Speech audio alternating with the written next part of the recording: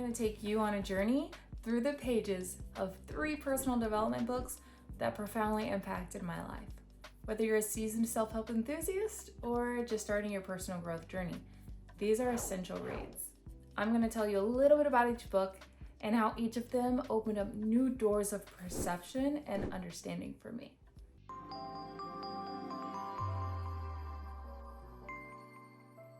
Hi, I'm Davia, and here we focus on a healthy mind, body, and spirit. So if that's something that you're interested in, click the subscribe button, the like button, and the bell for notifications every time I post a video. Waking Up in 5D by Maureen St. Germain. This was my first personal development book and my first nonfiction book ever. So I really love this book. It is about the 5th dimension and how to get there. What is it? Maureen St. Germain is a spiritual teacher, and she explains how to transition from the 3rd dimension into the 5th dimension, which signifies a higher stage of consciousness and spiritual awakening. It's about transcending fear and operating from a place of love, joy, and unity. It's really interesting to learn about the 3rd dimension, which is centered around material reality and linear thinking, and shifting to the 5th dimension, which, like I said, is around love, joy, kindness, unity, and a global consciousness, how we can spread that, how easy it is to spread that positive energy and the love and joy when you are coming from a place of love, when you're operating from a place of kindness, how it affects those around you. So it's a really nice guide from one dimension into the next, how you can choose consciously to be in each dimension for whatever specific purposes. She offers a lot of stories that's really helpful to help you grasp the understandings, and also some practical guides like how to protect your energy even while you're sleeping, some meditations to open you up to higher frequencies, and how you can just consciously choose to be in a state of 5D where you just feel happier. If you can recall a memory where everything was perfect, like you felt so happy, you felt like you were full of love, everything was just going so smoothly, that's the 5th dimension. And we kind of want to be there as much as possible, right? Like, who doesn't? So this book will just help you consciously bring yourself to that place. I will warn you, it can be a little woo. It starts out great, and then towards the middle to end, it gets real interesting. So that's my warning. I love that because I love a challenged perception or perspective. So I thought some of these concepts were super interesting and really eye-opening. But if it's too much for you, then I still think you should give it a try until you get to the parts that I'm talking about, and then tell me what you think about the book and about the perspectives near the end of the book. This is a great read for anybody who just wants to live a happier life and wants to feel like they are operating from a place of love and kindness more often. I know it can be hard in the world we live in today, but it is possible. So give this book a try and tell me what you think about it in the comments. A great quote from this book is, "In the 5D, your center is your heart, your guide is your heart, and trust is from your heart. The Subtle Art of Not Giving Up" by Mark Manson. This is an extremely interesting book. It definitely was a funny follow-up to the last book I told you about, because it kind of challenges the ideas and concepts of the last book, which was more positive thinking. This one invites you to take a more realistic approach, be more realism based than the positive thinking based style of some other self-help books. This is a bold, counterintuitive approach to living a fulfilling life by understanding what really matters and not sweating the small stuff. The book encourages embracing life's challenges and accepting limitations. What I mean by this is If a challenge comes to you, instead of thinking positive or getting upset about it, this book is saying to accept the challenge and do something with it. And instead of thinking positive about everything, this book is going to get you to think more, is this something that I should be worrying about in the first place? What really matters to me? And what things should I really be worried about? I really love this book because it's more laid back. I listened to the audio version of this. Actually, for all of the books I'm going to tell you about today, I listened to the audio book version. And I have a dry sense of humor, so I thought this book was pretty funny.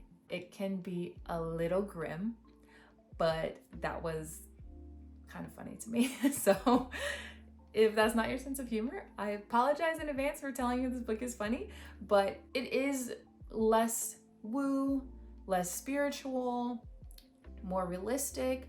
So if you are somebody who is just starting out and you're worried that self-help books are a little too much for you right now, I would say this is a great place to start because it just keeps it simple, and Mark Manson will just tell you how it is. From his perspective, obviously, it is all perspective. Do what you want with it. But for me, this really did help me get out of my fears because I realized they don't matter. They're not that serious. It stopped me from being in my head so much about things that in the long run don't matter. And it helped me pull back my perspective and see things from a bigger picture. What actually is important in the grand scheme of things for me to be worried about? You have to really look at things in a different way sometimes. You're crying over spilled milk sometimes, and it feels like the end of the world. But what can you do about it? You can get a paper towel and clean it up, or you can continue to cry about it. So this book is a little bit more of a tough love type of approach to self-help, but I did love that. It did feel like a swift kick in the butt. So I highly recommend it. This book teaches you how to discern truly significant life values and concerns. And a quote that I like from this book is, "Who you are is defined by what you are willing to struggle for." Think Like a Monk by Jay Shetty. This is my favorite book. I was not sure about this one. A friend recommended it to me and I was surprised because I was like, why are you reading a book about how to be a monk? But that's not what it's about. So don't be misled by the title. This book translates the timeless wisdom of monks into practical steps for cultivating a more meaningful and fulfilling life.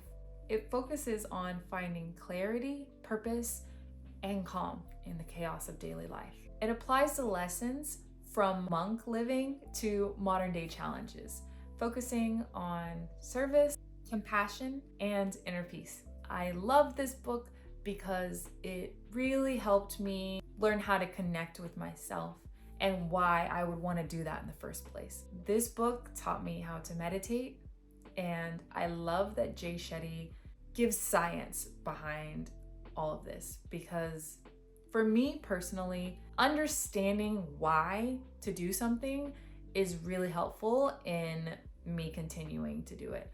If you've watched my previous video on how to reach your goals, then you know the first step to achieving a goal is knowing your why. So knowing the why and why should I meditate is really helpful. So to learn about the scientific benefits of what it does for my brain and how it can help me be the better version of myself that I want to be is really helpful. So this book, like I said, it's a practical guide. It tells you practical steps. It's not going to tell you to do anything crazy that's unachievable. The things in here are so simple that you're like, why haven't I been doing this all along? And now you can. I love that the science and the spirituality come together to really make everything make sense. Learning how to meditate was one of the best things that could happen for me.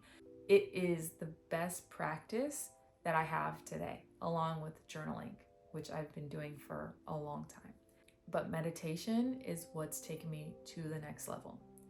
And if you have been thinking about getting into meditation, or just don't really know where to start or why you should start, reading this book would be an amazing place to start, because you will get both. You will get the information about why and what it does for you, and you will also get some steps to start working your way into meditation.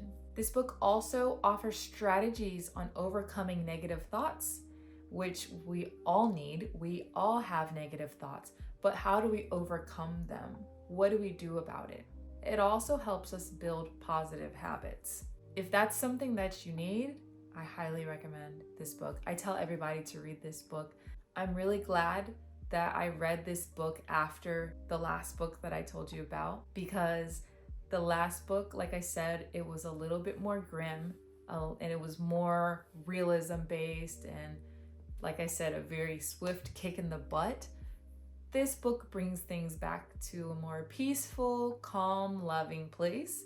So it's nice to have two completely challenged perspectives that surprisingly fit well together, because with the combination of these three books, you're getting some spiritual based thinking with the first book, some very realistic and practical based thinking with the second book, and here you're getting a more scientific, positive thinking based way of thinking. So with the combination of these perspectives, I feel very well-rounded in the way that I think, in the way that I see the world.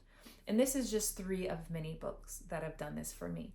A quote I love from this book is, "Our words have more power than we believe. They have the power to create, and they have the power to destroy." With that being said, be careful what you say and what you think. There you have it, folks. The 3 books that kickstarted my journey into personal development. Each book opened a new door for me, shaping the person that I am today.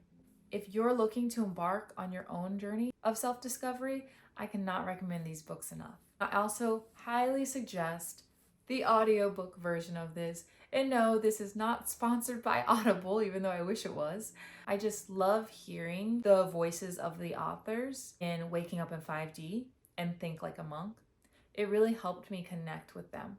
And for the second book, The Subtle Art of Not Giving Up, then it just really added an element of comedy. And I just love that listening to the audiobook helps you understand the context and the voice that the author is trying to convey. Don't forget to like, share, and subscribe for more content on personal growth and well-being. I'd love to hear in the comments below, what are your favorite books for personal development? Maybe I'll feature them in an upcoming video. Keep growing, keep learning, and keep evolving. Okay, enough of that. Kenji, can you not? Come here, Snuggums. Thank you. I need that. Start over. Ready? Okay. Whew. Sirens.